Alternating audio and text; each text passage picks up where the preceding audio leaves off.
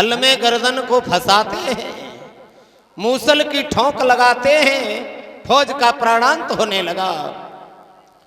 और अब सारी फौज को मार मार करके गिरा दिया, भगा दिया, अंत में जरासिंध को पकड़ लिया। तो कन्हैया ने आकर के जवाब दिया है, भैया इसे नहीं मारो। क्यों नहीं मारो?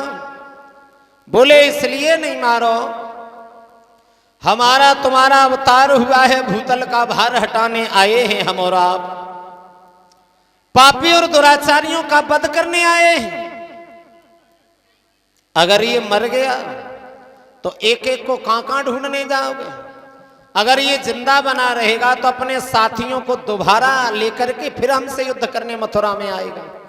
तो मथुरा में बैठे बैठे हम उन पापियों का वध करते रहेंगे। कन्हैया के कहने के अनुसार जरासंध को जीवन दान देकर के छोड़ दिया। और जब जीवन दान देकर के छोड़ दिया, हार मान करके जरासंध मगध में लौट तो आया, लेकिन इसने हार स्वीकार नहीं की है। एक दो बार नहीं, 16 बार बारी बारी से मथुरा पे चढ़ाई करता रहा। भगवान कन्हैया और बलराम सारी फौज का वध करते रहे, लेकिन हर बार जरासंध को जीवन दान देकर के छोड़ते ही रहे। जाओ हम तुम्हें मारेंगे नहीं। जब जीवन दान देकर के छोड़ते रहे हैं, अब की बार जरासंध ने फिर युद्ध करने की योजना बनाई और विचार किया, वैसे तो देखने में जरा जरा से बच्चे हैं, लेकिन बहादुर हैं, बलवान हैं, उनसे हम युद्ध में जीत नहीं पाते। हमारा मित्र कालियावन मलिच्छी बड़ा ही बलवान है, अब की बार मित्र की सहायता से हम युद्ध को विजय श्री हासिल करेंगे। कालियावन के पास में गया है, जवाब दिया, भैया हमारी मदद करो। कन्हैया और बलराम देखने में तो जरा जरा से बच्चे हैं, लेकिन बहादुर हैं। 16 बार हमें युद्ध में परास्त किया है, अब की बार तुम्हारी सहायता चाहते हैं, आपका क्या विचार है? कालियावन बोला, आप विचार की बात कर रहे हो? वो मित्र ही क्या है जो मित्र के विपत्ति और आपत्ति में मित्र का साथ न दे? चलो हम तुम्हारे साथ में चलेंगे, और हमारे होते हुए भी तुम्हें युद्ध करने की कोई आवश्यकता नहीं पड़ेगी। कालियावन मलिच्छी को साथ में लिया। जरासंध ने फिर फौज तैयार की है, और फौज तैयार करने के बाद इसने फिर मथुरा पे चढ़ाई कर दी।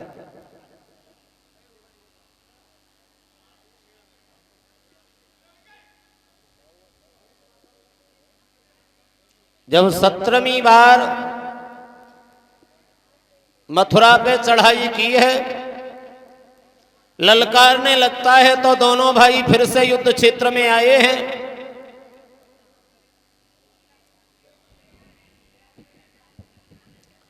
कालियावन मलिच्छी को निहारा है, तो भगवान बोले हैं, भैया एक कालियावन मलिच्छी है, और मलिच्छी होने के कारण इसके शरीर से दुर्गंध निकल रही है, इसलिए इसका वध हम लोग अपने हाथों नहीं करेंगे।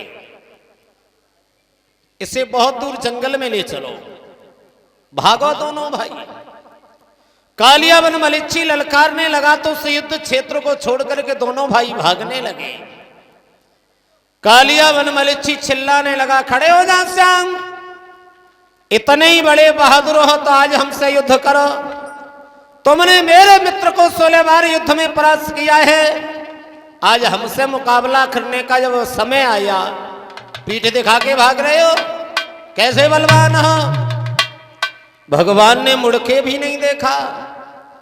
जब ये युद्ध क्षेत्र को छोड़ करके भागे हैं, तो इनका एक नाम पड़ा है रणछोड़ भगवान। भागते चले गए, घने जंगल में पहुंचे, क्या देखा, धौलागिर की गुफा में मांधाता के पुत्र मुचकुंद वर्षों से सो रहे हैं। उसी गुफा में दोनों भाई छुपे गए, अपना पीताम्बर लिया, उन्हें उड़ा दिया। दोनों भाई गुफा के अंदर छुप के बैठ जाते हैं। कालियावन मलिच्छी पीछे से भागता आ रहा था, जब गुफा में घुसा है, पीताम्बर ओढ़े हुए देखा, तो सोचने लगा, बारे बलवान, बारे बहादुरो, 16 बार तुमने मेरे मित्र को युद्ध में परास्त किया, आज हमसे मुकाबला आया तो बांस से भागे आए, और यहां अगर तुम पीतांबर ओढ़ करके सो गए हो तो क्या हम तुम्हें जिंदा छोड़ देंगे? लात मारी है, झटका देकर के पीतांबर खींचा है। लात मुचकुंद के लगी, भगवान को समझ करके मारी थी, लेकिन जब लात उनके लगी है तो मुचकुंद कच्ची नींद जग गए। उनकी आंखों से वो ज्वाला उत्पन्न होती है, कालियाबन मलिच्छी जल करके राख हो गया, क्योंकि उन्हें वरदान मिला हुआ था। जरासंध ने देखा है कि हमारा मित्र भी मारा गया जिसके ऊपर हमें गर्व था, अभिमान था। दोनों भाई इसी गुफा के अंदर हैं तो पहाड़ के चारों तरफ आग लगवा देता है, लेकिन एक गुप्त विभाग के द्वारा भगवान कन्हैया और भैया बलराम के साथ मथुरा में आते हैं। सारी फौज का बल किया है, लेकिन जरासंध को फिर भी जीवन दान देकर के ही छोड़ दिया। जाओ, हम तुम्हें मारेंगे नहीं।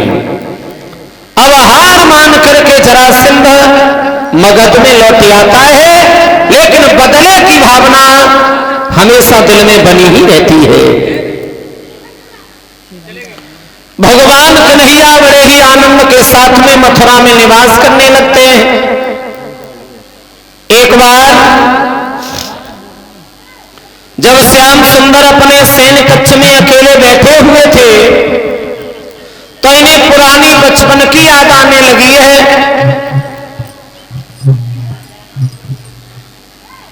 और भगवान सोच रहे हैं, जब हम वृंदावन छोड़ करके मथुरा के लिए आ रहे थे तो नंद बाबा, मां यशोदा, रोहिणी, गोपी, ग्वाल बाल, राधा, उनकी सहेलियों ने हमसे ये पूछा था कि तुम कब आओगे श्याम। हमने परसों की बात कही, मगर परसों से वर्षें गुजर गई, आज दिन तक लौट करके हम वृंदावन में नहीं गए। श्री सुखदेव जी कहते हैं, सुनिए महाराज परीक्षित, जब भगवान कन्हैया अक्रूर के लिए आ रहे थे तब भगवान कन्हैया की उम्र बताई गई है 11 साल 3 महीना। 11 साल 3 महीना की आयु में भगवान ने वृंदावन को छोड़ करके मथुरा के लिए गमन किया था। हरियाली हरियाली कई के और वे हरि को नहीं बुलाई है।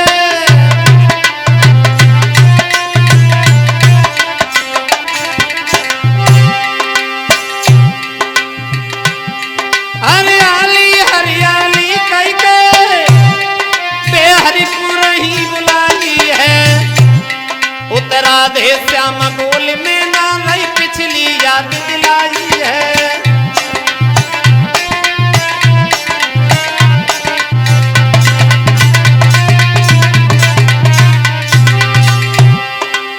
सोच रहे हैं वृंदावन के लोग,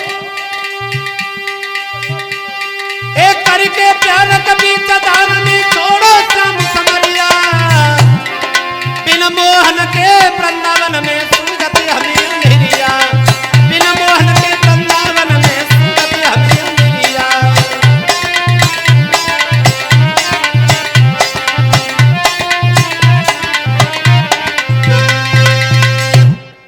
इन दृश्य को निहार करके उधो धीरे धीरे धीरे धीरे मैया यशोदा के महलों के करीब पहुंच जाते हैं। और जब यशोदा मैया के महलों के करीब पहुंचे, अंदर से भगवान कन्हैया का पीतांबर ओढ़े हुए मैया यशोदा ने ऊधों को निहारा है।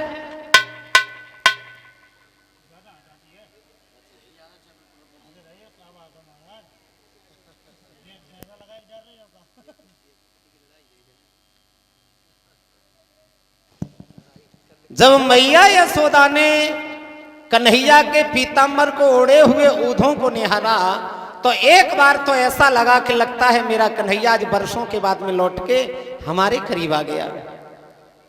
भाग करके द्वार पे आई, लेकिन वो दौलत से भंडार खाली नजर आया। कन्हैया को नहीं उधों को निहार करके यशोदा झुझलाने लगी। उधों आप आए, कन्हैया क्यों नहीं आया?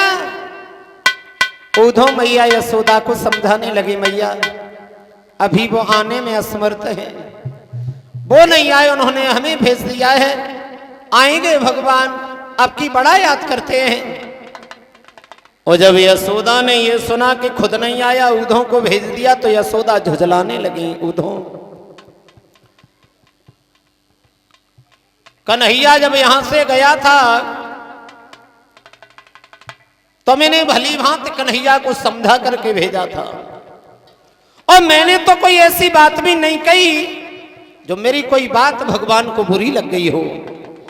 जाते जाते मैंने भली भांति कन्हैया को समझा करके भेजा। एक बात कही थी, लाला जा रहे हो, जाओ,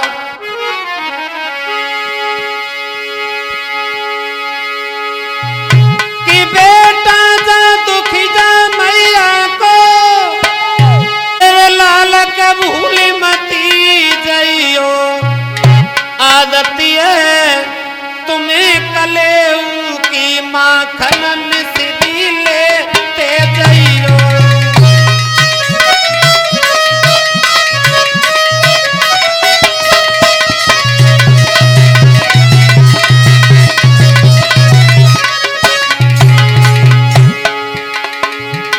जैसे जाई रहो अंगना से और से आई की मुख दिखलइयो, कैसे रही पाऊंगी आंगन में मेरे लल्ला ने कसम उधाई जाएगा।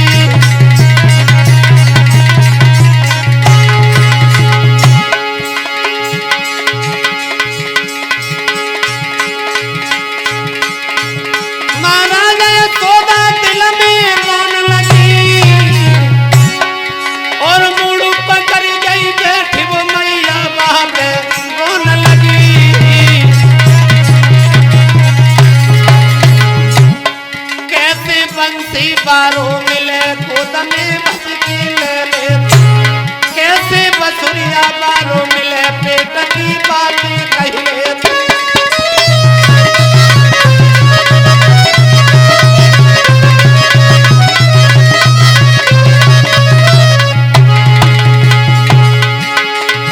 एक बात कही लेती, पेट की बात कही लेती, देखा भाभी के हम रोई लेती,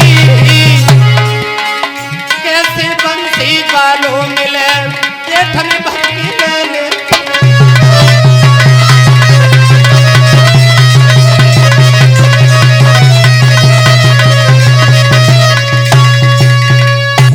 यशोदा रोने तक तुम साधारण बालक समझती रही हो, वो इंसान नहीं भगवान है, और ये तुम्हारी पूर्व जन्म की तपस्या का फल रहा, जो तीनों लोकों के अंतर्यामी वो स्वामी तुम्हारी गोदी में खेल कूद करके बड़े हुए। मेरी मैया, जिन्हें आज दिन तक तुम अपना बालक समझती रही हो, वो तुम्हारे नहीं वसुदेव और देवकी के बालक हैं भगवान। और जो यशोदा ने ये सुना कि कन्हैया मेरा नहीं वसुदेव देवकी का बालक है, तो और ज्यादा रोने लगी। उधों मैंने ये कभी सोचा भी नहीं था कि कन्हैया मेरा है या वसुदेव देवकी का बालक है। मेरा तो वो हिसाब हुआ उधो कौआ और कोयल जैसा, मैं तो कहीं की नहीं रही। यशोदा रोती हुई बोली है, कन्हैया चलो गौ से बड़ी दूर, समरिया छोड़ी गौ मोही बड़ी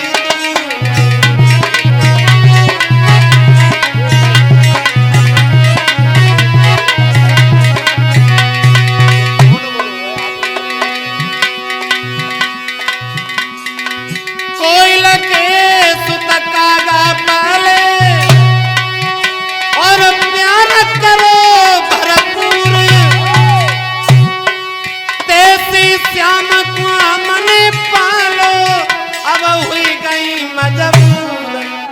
नैया छोड़ी गाँव मोहि बड़ी थी।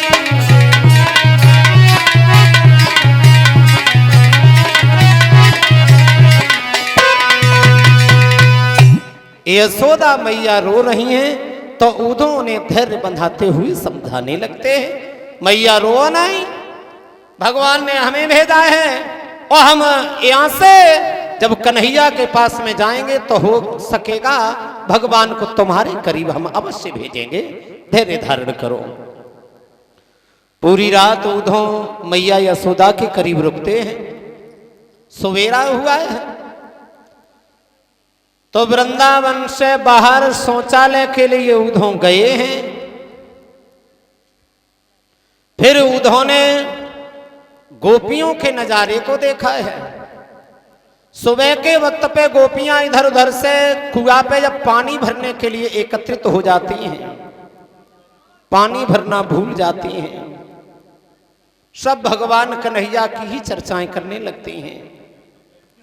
फटे पुराने गंदे वस्त्र धारण किए हुए हैं वो गोपियां, और जब चारों तरफ से गोपियां कुआं पे एकत्रित हो जाती हैं तो पानी भरना भूल जाती हैं, सिर्फ भगवान की ही चर्चाओं में लग जाती हैं। अब उन्होंने दूर से उन गोपियों के दृश्य को देखा। क्या देखा?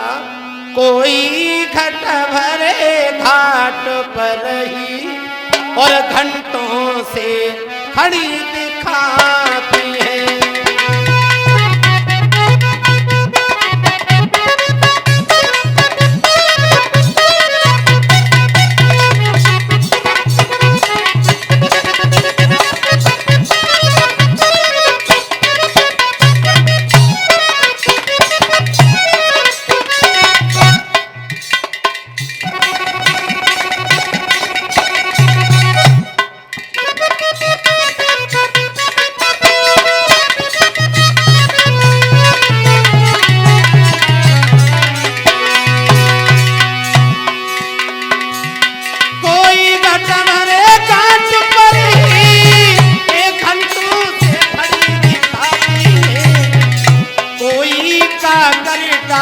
जल में न डुबाती न उठाती,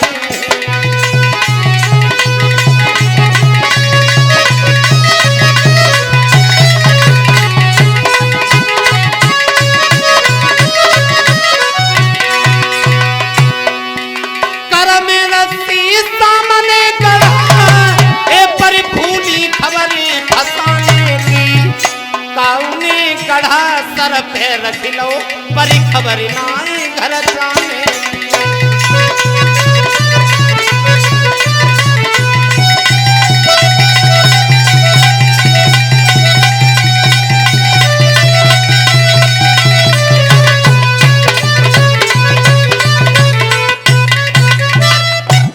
दूर से उन्होंने गोपियों के दृश्य को निहारा। किसी गोपी के हाथ में रस्सी है तो किसी ने जल भरने के लिए वो गढ़ा अगर कुआं में फंसा दिया है तो खींचने तक का ध्यान नहीं है। कोई गोपी अगर खाली गढ़ा पकड़े है तो जल भरने तक का ध्यान नहीं है, और किसी ने अगर जल भरने के बाद वो गढ़ा अपने सर पे रख लिया है तो उसे घर जाने तक का ध्यान नहीं है। गोपियां जब चारों तरफ से एकत्रित हो जाती है तो सब भगवान की ही चर्चाओं में लग जाती है। राधा भगवान कन्हैया के प्रति कुछ शब्द कहती हुई बोली है, बहन ऐसा लगता है अब दोबारा भगवान कन्हैया हम लोगों के बीच में नहीं आएंगे। और वो राधा बोली है, तेरी राधिका और रास्ता देखे कब आएगा हो बंसी वाले, कब आएगा हो नंद दुलारे, कब आएगा हो प्राणन प्यारे, कब आएगा हो बंसी वाले।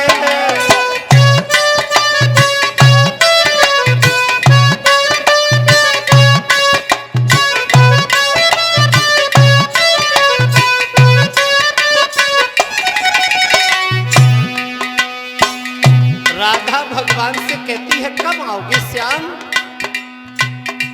क्या नहीं आती याद पुरानी, कैसे कटेगी ये जिंदगानी।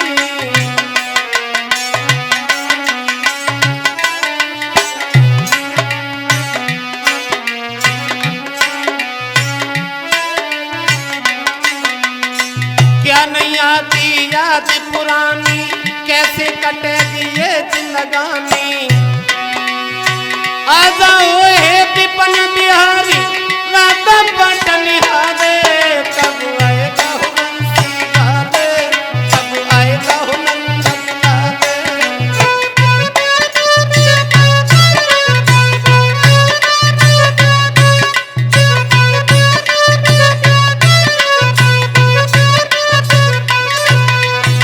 हे श्याम, मैंने तो कोई ऐसी बात भी नहीं कही जिसकी तुम्हें कोई बुराई लग गई हो श्याम। कौन हुई है भूल हमारी, तासे भूले विपिन बिहारी।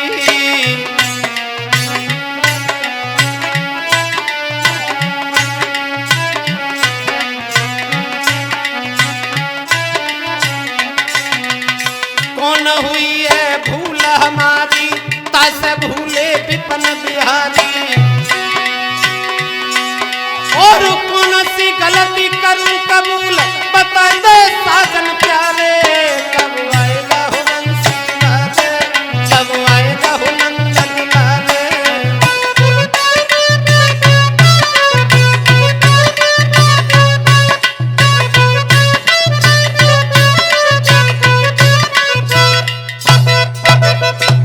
गोपियां कुआ पे खड़े होकर के भगवान कन्हैया की प्रति कुछ शब्द कहती हैं, कब आओगे श्याम। जब राधा ने ये कहा कि कब आओगे, को भेंट कर रहे हैं दादा राम रहीश यादव जी, जो ये रठेरा के रहने वाले हैं। उन दादाजी की तरफ से ये जो सम्मानित किया गया है, भगवान से कामना करते हैं समाज का सम्मान प्राप्त होता रहे, दौलत से भंडार भरी रहे। गोपियां आपस में चर्चा करती हैं। जब राधा ने ये कहा कब आओगे, तो दूसरी सहेली बोली है, बहन अब भगवान कन्हैया हम लोगों के बीच में नहीं आएंगे। क्यों नहीं आएंगे? क्योंकि वो झूठ बोल के चले गए, अब दोबारा हम लोगों के बीच कभी नहीं आएंगे। और हमें तो ऐसा लगता है, कैसा लगता है? तो ललिता नाम की सहेली बोली है, दैया रे दैया कन्हैया धोखा दे गए, दैया रे दैया कन्हैया धोखा दे गए।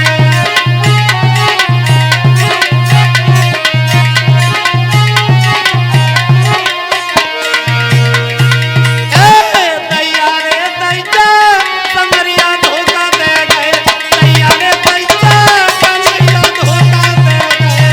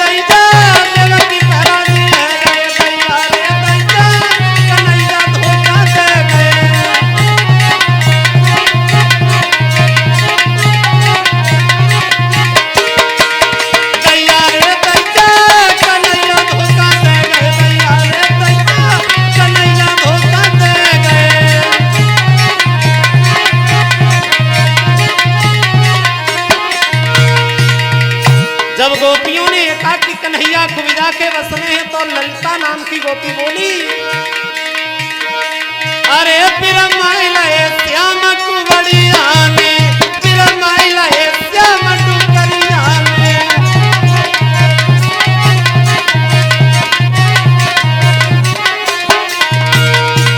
ए बिरमाइला श्याम कुबड़िया ने रे, बिरमाइला श्याम कुबड़िया ने।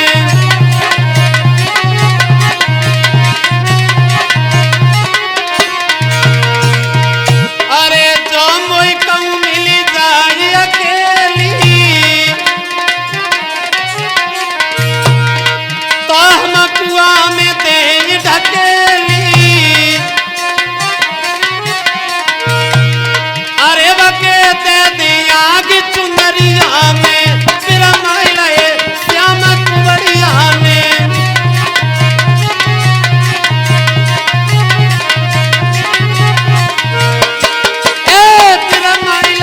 श्याम कुबड़िया ने रे, बिरमाइला कंस कुबड़िया ने।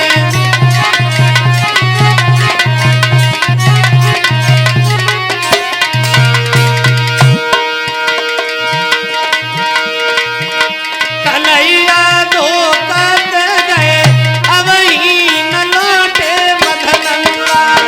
समरिया धोखा दे गए, अब ही न लौटे मदन लाल।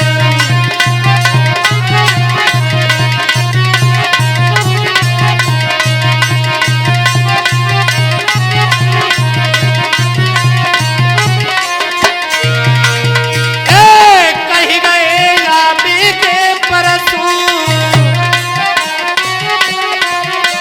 न लौटे बीत गई बरसों। पहले आई वे की कही गए, अब ही न लौटे मदन मुरारी।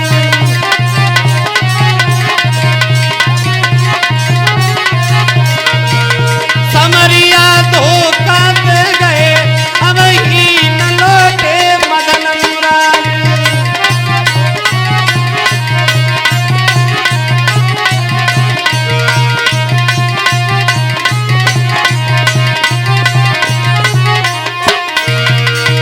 अरे उजड़ी गई मधुबन की कुंजे, उजड़ी गई मधुबन की कुंजे। नभ मरायुन में अब कुंजे, बाहर साथ ही ले गए, अब ही न लौटे मदन मुरारी।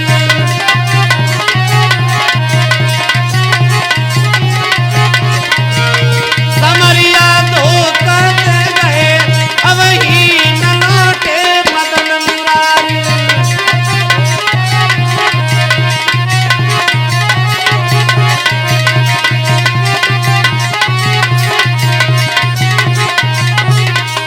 बोलिए वृंदावन बिहारी लाल।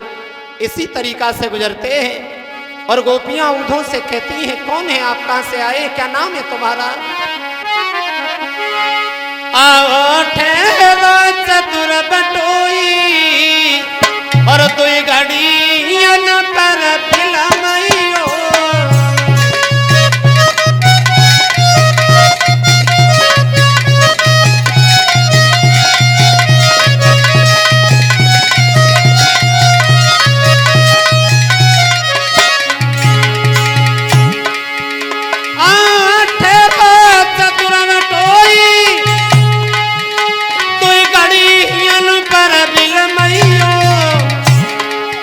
हम अपने दिल की कह रही है, तुम अपने दिल की समझियो।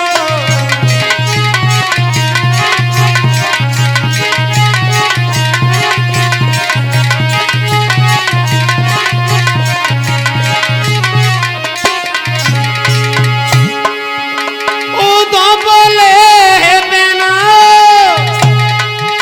मथुरा नगरी से आया हूँ, तुम लोग न को समझाइबे को हरि का संदेशा लाया हूँ।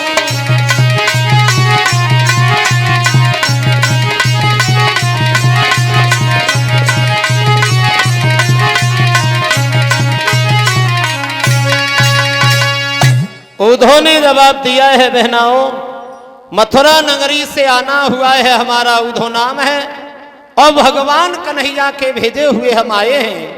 भगवान कन्हैया ने तुम लोगों को समझाने के लिए एक प्रेम पत्र के द्वारा हमें तुम्हारे करीब भेजा है। खत निकाला, उद्धव ने गोपियों को दे दिया। गोपियां खत खोल करके पढ़ने लगती हैं, तो जब खत के अक्षरों को पढ़ा तो और ज्यादा झुझलाने लगी। उद्धव से एक बात कही है, उद्धव, बरसों पहले अक्रूर आए थे जो हमको अपने साथ में ही लेकर के चले गए, और आप आज बरसों के बाद में कागज का टुकड़ा लेकर के जो यहां आए हो, किसे समझाने आए हो? हमारे कोई 10-20 मन नहीं थे उद्धव, सिर्फ एक मन था जो भगवान कन्हैया के ही साथ में चला गया। अब तो हम यहाँ एक जिंदा लाश की तरह सिर्फ जीवित हैं, आप समझाने किसे आए हो? और वो राधा उद्धव से समझाती हुई कहती है, अरे कमन तो सो ले गए रे परी धोखा दे गए, ये कमन तो सो ले गए रे परी धोखा दे गए।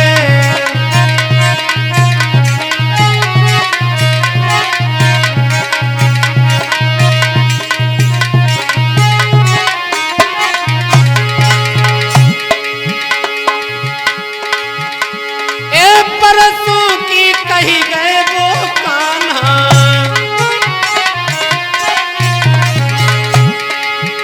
और फिर नहीं भाव लौट के आना। हमारा देखते रह गए थे परी धोखा दे गए, एक मना तो सुन गए थे परी धोखा दे गए।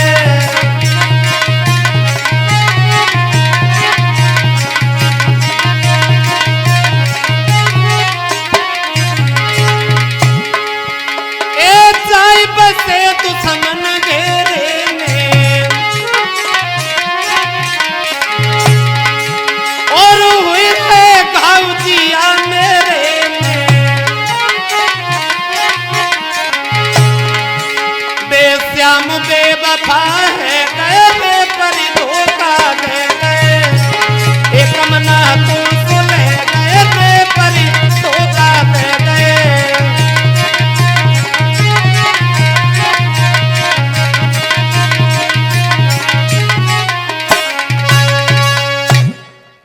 गोपियां उद्धव से कहती हैं, हमारे 10-20 मन नहीं थे, सिर्फ एक मन था जो भगवान कन्हैया के साथ में चला गया।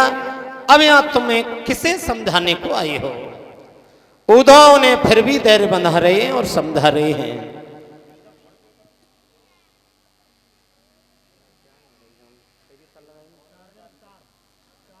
अब यहां से आगे की कथा हमारे परम पूजनीय श्री गुरुदेव मंचासीन हैं, आगे का वक्तत्व उनके माध्यम से श्रवण करेंगे।